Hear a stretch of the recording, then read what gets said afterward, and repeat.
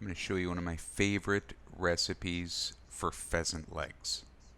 This is inspired by my grandma who used to cook pheasant breasts in cans of golden mushroom soup. First thing you want to do, you want to take a couple pheasant legs, season them up with salt and pepper, and you can make this with any amount of pheasant legs. I'm only doing this with 2 as a demo, so you can see how it works. Then shake and bake those legs with a little bit of flour. Put them in a pan, brown them up. This will work. It'll work better with at least 4 to 6 pheasant legs, just because there's going to be more flour to help thicken the sauce. You want to get those legs nice and golden brown. A lot of people don't cook pheasant legs. They might throw them away. That is a huge mistake, and you're really going to see why here. Now I add a little bit of shallot. You could add some onion. You could skip it. Deglaze it with a little bit of wine. Then add some chicken stock. Make sure that it's not too salty. Next, add your morels. I had a couple dried ramp leaves. Those are optional. And just bake that for an hour and a half or so, just until the meat moves from the bone. You don't want to obliterate them. Now here's the key.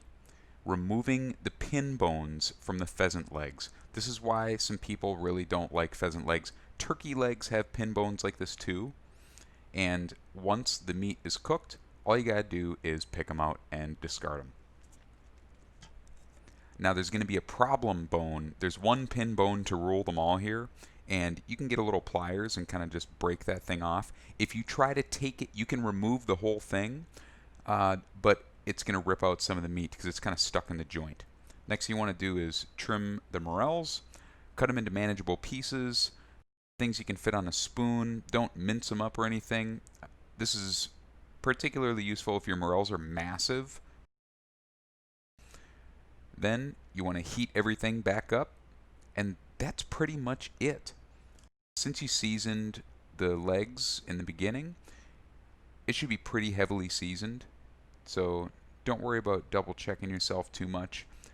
So get the legs nice and hot, and then you're just going to take them out of the pan so you can finish the sauce easier. And you can reheat them back up, don't worry about that. And just cook the sauce down until it coats the back of a spoon. I like to add a splash of cream. That's kind of optional. You could do it either way, but it is really nice. Also helps if it got a little bit salty on you, which is possible. Then, when I served this for my grandparents, it was with some soft polenta and some asparagus, because asparagus and morels.